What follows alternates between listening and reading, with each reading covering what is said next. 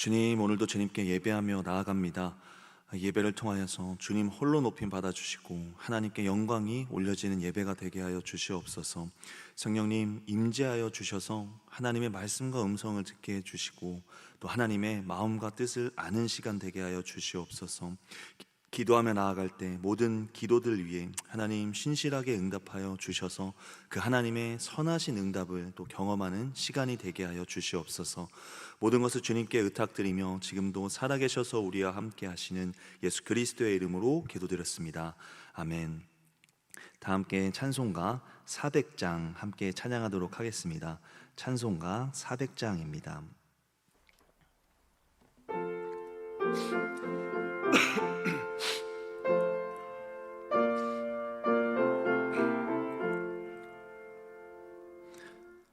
험한 시험물 속에서 나를 건져주시고 노한 풍랑 지나도록 나를 숨겨주소서. 주여 나를 돌보시사 고이 품어주시고 험한 풍파 지나도록 나를 숨겨주소서. 권세 능력 무한하사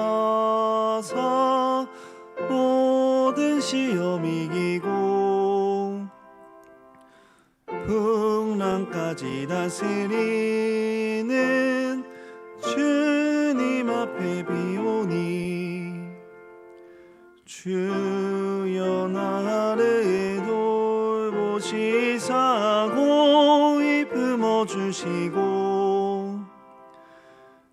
험한 풍파 지나도록 나를 숨겨주소서.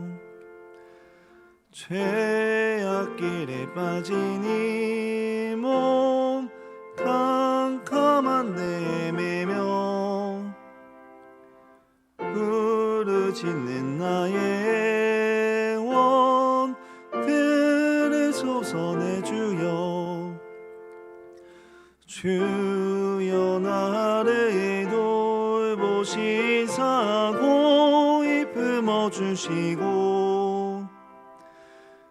험한 풍파 지나도록 나를 숨겨주소서. 아멘.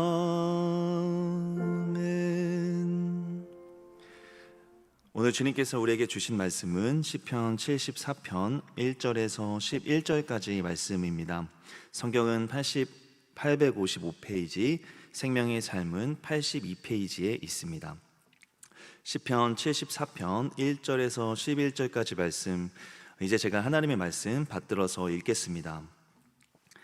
하나님이여, 주께서 어찌하여 우리를 영원히 버리시나이까? 어찌하여 주께서 기르시는 양을 향하여 진노의 형기를 뿜으시나이까? 옛적부터 얻으시고 속량하사 주의 기업의 지파로 삼으신 주의 회중을 기억하시며 주께서 계시던 시온산도 생각하소서. 영구히 파멸된 곳을 향하여 주의 발을 옮겨 놓으소서. 원수가 성소에서 모든 악을 행하였나이다. 주의 대적이 주의 회중 가운데에서 떠들며 자기들의 깃발을 세워 표적으로 삼았으니 그들은 마치 도끼를 들어 삼림을 베는 사람 같으니이다. 이제 그들이 도끼와 철퇴로 성소의 모든 조각품을 쳐서 부수고 주의 성소를 불사르며 주의 이름이 계신 곳을 더럽혀 땅에 엎었나이다. 그들이 마음속으로 이르기를 우리가 그들을 진멸하자 하고 이 땅에 있는 하나님의 모든 회당을 불살랐나이다. 우리의 표적은 보이지 아니하며 선지자도 더 이상 없으며 이런 일이 얼마나 오래는지 우리 중에 아는 자도 없나이다. 하나님이여, 대적이 언제까지 비방하겠으며 원수가 주의 이름을 영원히 능욕하리이까? 주께서 어찌하여 주의 손 곧 주의 오른손을 거두시니이까?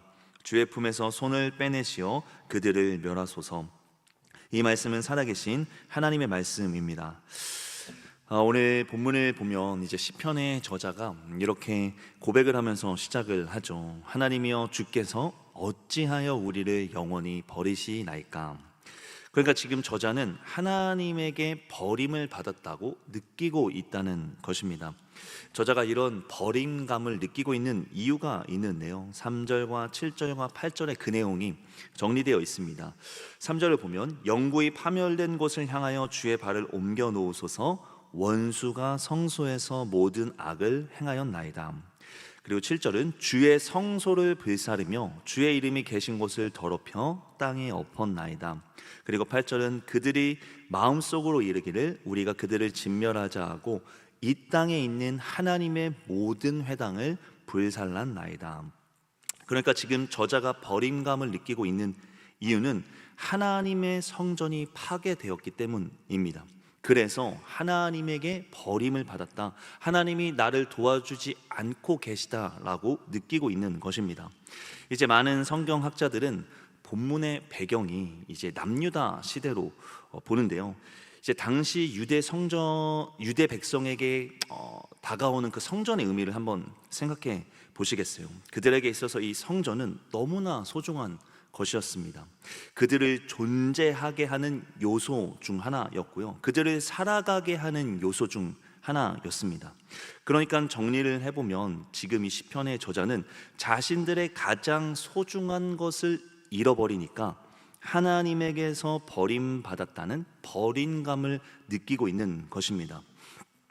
근데 생각을 해보면 우리도 이와 같은 경험을 하는 것 같습니다.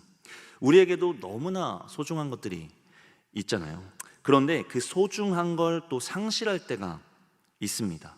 그리고 이런 상실을 경험하면 하나님에게 버림받았다는 버림감을 느낍니다.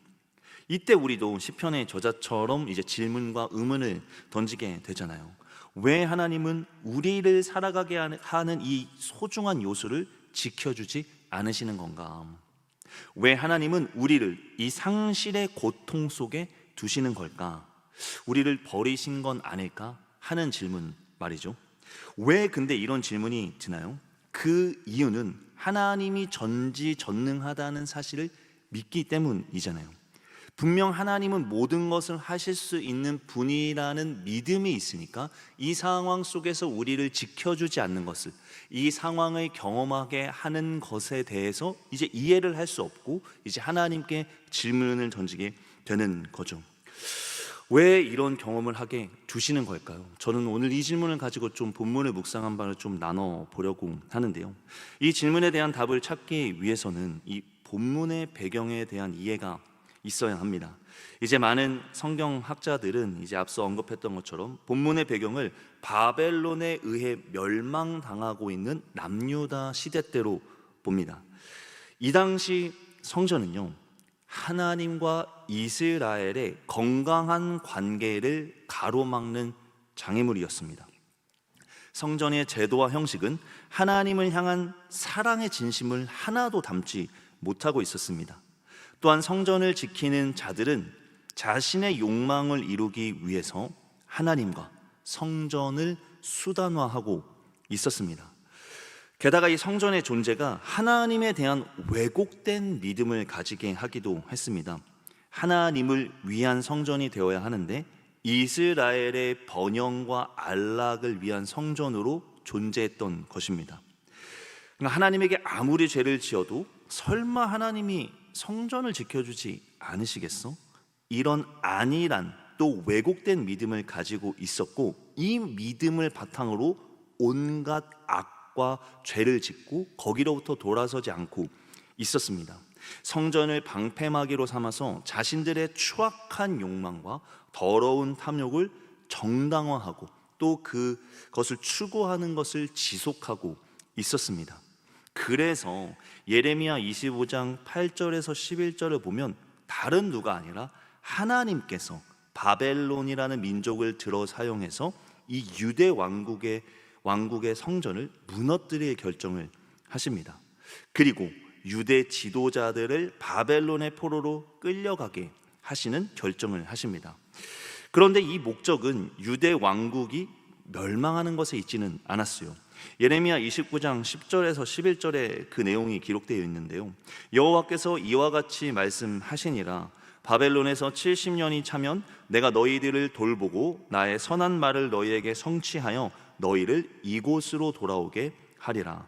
여호와의 말씀이니라. 너희를 향한 나의 생각을 내가 아나니 평안이요 재앙이 아니니라. 너희에게 미래와 희망을 주는 것이니라.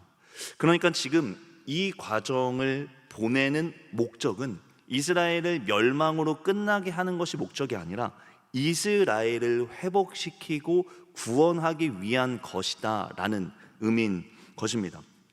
그러니까 정리를 해보면 하나님께서 이 유대 왕국에게 이런 상실을 경험하게 하신 것은 유대 왕국을 회복시키고 구원하시기 위해서 하나님과 온전한 관계를 가로막는 성전을 무너뜨리시고 하나님을 왜곡시키는 당시 종교 지도자들과 권력자들을 무너뜨리신 겁니다. 그러니까 이스라엘의 입장에서는 성전을 잃어버릴 때 너무나 소중한 걸 잃어버리는 것이고 하나님이 우리를 지켜주지 않고 버리셨다라고 느꼈지만 하나님의 입장에서는 하나님과의 그 영적 건강한 교제를 가로막고 있는 어떤 해로운 것들을, 장애물들을 제거하는 치료를 시행하고 계셨던 것입니다. 이스라엘의 회복과 구원을 위해서 말이죠.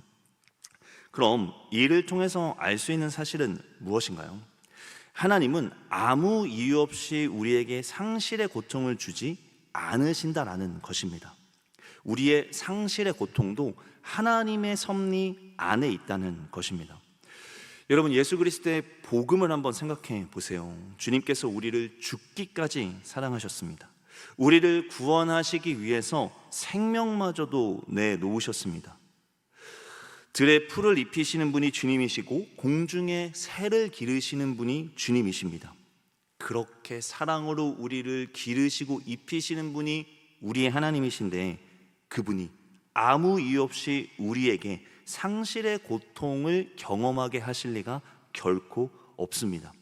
그러니 우리가 상실의 고통을 경험할 때 우리는 이 하나님의 사랑을 신뢰하며 하나님을 신뢰하는 믿음을 잃어버려서는 안 됩니다.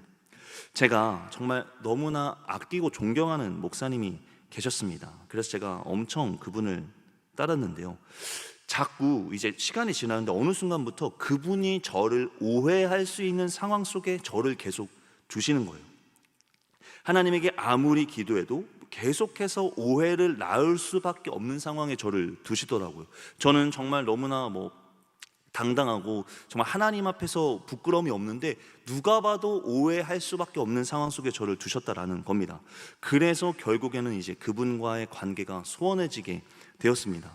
그때 이제 처음에는 정말 제게 큰 상실의 그 상실감이 고통으로 다가왔습니다. 그런데요, 참 놀라운 일이요, 그분을 상실하고 오히려 하나님과의 관계성이 회복되고 깊어지는 것을 경험하더라고요.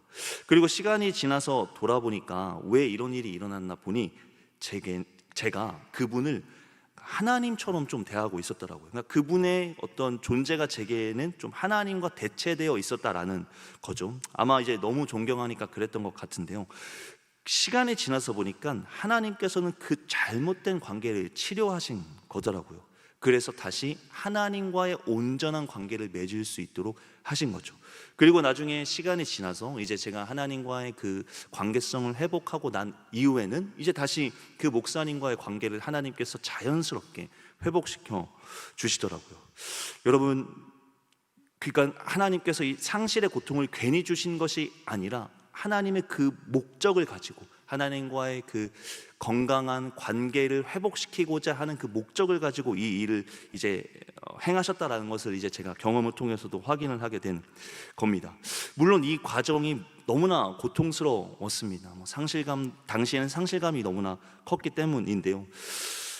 물론 이 과정이 이제 우리에게 주어질 때 그 고통이 분명 찾아올 수밖에 없겠지만 그래도 그 고통을 멈춰달라고 우리가 요구하는 것은 안 되겠다 싶습니다.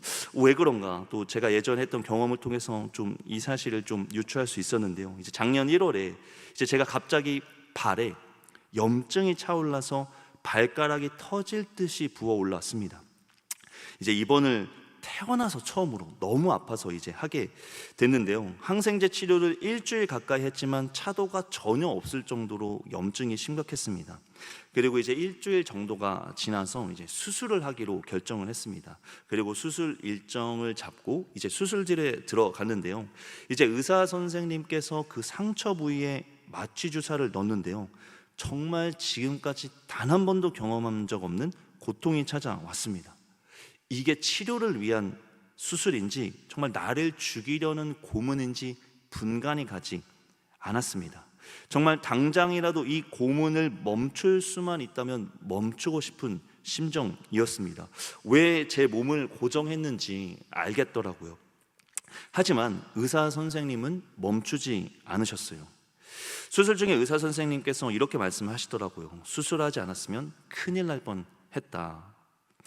그리고 그렇게 수술이 끝났고요. 이제는 건강이 완전히 회복됐습니다. 여러분 여기서 한번 생각해 보시겠어요? 여러분이 이제 의사라고 한번 가정을 해보세요. 시간을 돌려서 이제 제가 이제 염증 제거 수술을 하고 있는데 너무 고통스럽다고 수술을 멈춰달라고 하면 수술을 멈출 분이 계신가요? 아마 아무도 없을 겁니다. 왜 그런가요? 아무리 치료가 고통스러워도 염증을 제거해야만 건강을 회복할 수 있기 때문이죠.